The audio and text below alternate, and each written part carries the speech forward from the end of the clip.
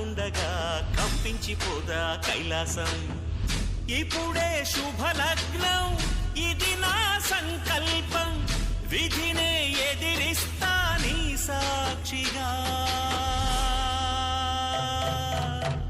అళగర్ పెరుమాళు అందాల చెల్లెలా మిలమిలలాడే మీనాక్షి, నా కంటి పాపని కాచుకో చల్లగా తెల తెలవారని ఈ రాత్రి.